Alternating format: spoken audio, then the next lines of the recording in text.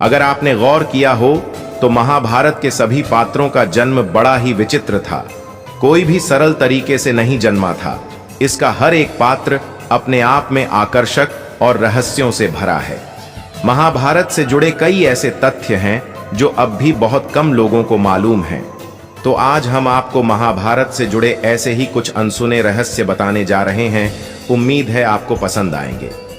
Number 1, Shri Krishna और अर्जुन का पुनर्जन्म। श्री कृष्ण और अर्जुन अपने पूर्व जन्म में नर और नारायण रूप में थे और उन्होंने नर और नारायण रूप में दंभोदभवा नामक असुर का वध करने के लिए जन्म लिया था।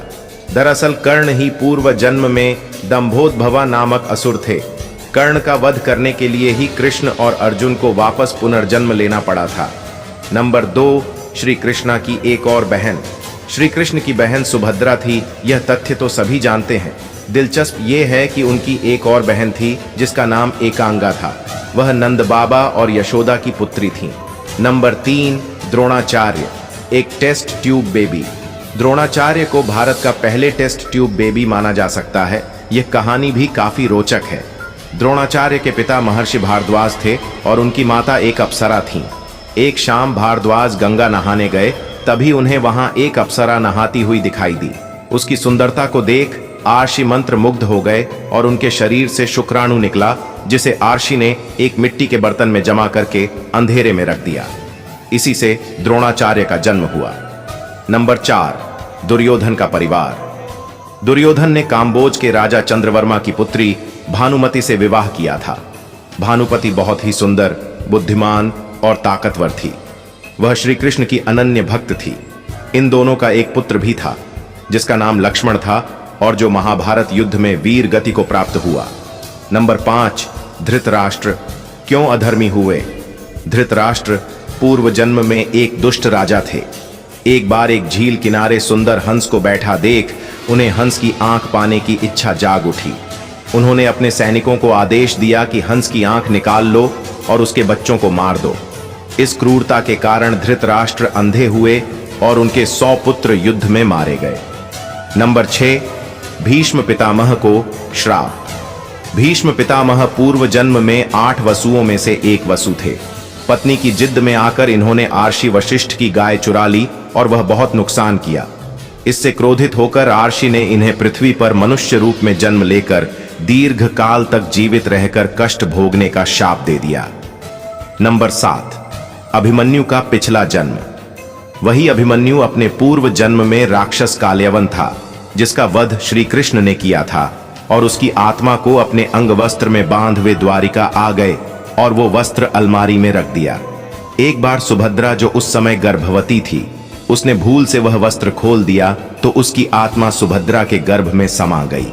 बाद में उसने अभिमन्यु के रूप में जन्म लिया। नंबर 8, अर्जुन की 2 बार मृत्यु।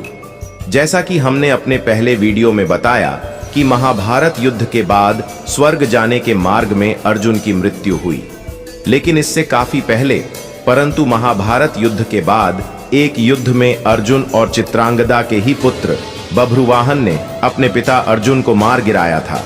परंतु उसके बाद अर्जुन की तीसरी पत्नी उलूपी ने अर्जुन को जीवन दान दिया। नंबर 9, एकलव्य कहाँ गायब हुए। आपने महाभारत में एकलव्य का जिक्र सुना होगा, लेकिन रुक्मणी हरण के बाद कहीं नजर नहीं आते। दरअसल रुक्मणी हरण के समय एकलव्य राजा जरासंध की ओर से लड़ते हुए अपने पिता के प्राण बचाने हेतु श्री कृष्णा द्वारा वीर गति को प्राप्त हुए और इनकी इस वीरता को देख श्री कृष्णा के वरदान स्वरूप अगले जन्म में वे राजा द्रुपद पुत्र और द्रौपदी के भाई धृष्टद्युम्न बन के जन्मे, जिन्होंने द्रोणाचार्य को यमलोक को रास्ता दिखाया था। नंबर 10, द्रौपदी के 5 पतियों का रहस्य। द्रौपदी अपने पूर्व जन्म में आर्षि कन्या थी। अपने पाप कर्मों के फल स्वरूप उसे कोई अपनी पत्नी के रूप में स्वीकार नहीं कर रहा था। तब इन्होंने शिव जी की घोर तपस्या की। तपस्या से प्रसन्न होकर शिव जी प्रकट हुए और द्रौपदी को वर मांगने को कहा तो उसने कहा, मुझे सर्वगुण संपन्न पति चाहिए। तो शिव ने तथास्तु कहा और बोले कि एक व्यक्ति में इतने गुण नहीं हो सकते, तुम भारतवंशी 5 पांडव की पत्नी बनोगी। नंबर 11, बर्बरीक, एक महान योद्धा। बर्बरीक घटोत्कच के पुत्र और कृष्ण के शिष्य थे। बर्बरीक अजय थे, क्योंकि उनके पास कामाख्या देवी से प्राप्त हुए 3 तीर थे, जिनसे वह कोई भी युद्ध अकेले ही जीत सकते थे।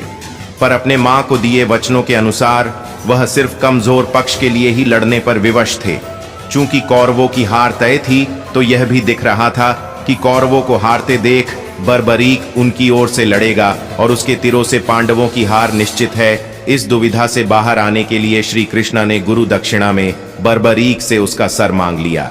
परंतु बर्बरीक की अंत तक युद्ध देखने की इच्छा के कारण श्री कृष्ण ने उनके दान किए शीश को अमृत से सींचकर महाभारत युद्ध के मैदान में सबसे ऊंची पहाड़ी पर रख दिया, ताकि वे युद्ध देख सकें। उस समय श्री कृष्ण ने बर्बरीक को यह भी वरदान दिया कि आज से तुम यहीं मेरे नाम से पूजे जाओगे, और आज हम बर्बरीक को खाटू श्याम के नाम से भी जानते हैं। नंबर 12, शिशुपाल का पुनर्जन्म और कृष्णा की दूसरी भुआ के लड़के शिशुपाल के बारे में तो आपने सुना ही होगा, जिसको श्री कृष्णा ने 100 अपराध माफ करने का वचन दिया था। दरअसल वह पूर्व जन्म में रावण था। इससे भी पूर्व जन्म में प्रहलाद का पिता राजा हिरण्यकश्यप था। नंबर 13, कौरवों के जन्म का राज। महर्षि वेद व्यास ने गांधारी की सेवा से प्रसन्न होकर गांधारी को 100 पुत्र होने का वरदान दिया। परंतु 2 वर्ष तक गर्भ ठहरने के बाद भी संतान न होने पर गांधारी ने क्रोध में आकर अपने पेट पर मुक्के से प्रहार किया, जिससे उसके पेट से लोहे के समान एक मांसपिंड निकला। तब महर्षि वेद व्यास ने उस पिंड के 100 टुकड़े करवाकर उनको घी से भरकर सुरक्षित स्थान पर रखवा दिया और 1 साल तक उसे छेड़ने से मना कर दिया। 1 साल बाद उनमें से 99 पुत्र और 1 पुत्री हुई, जिसका नाम दुशाला रखा गया। तो मित्रों, ये हैं वो 13 अनसुलझे रहस्य जो आज भी रहस्य ही बने हुए हैं। मित्रों, वीडियो में अंत तक बने रहने के लिए धन्यवाद मित्रों।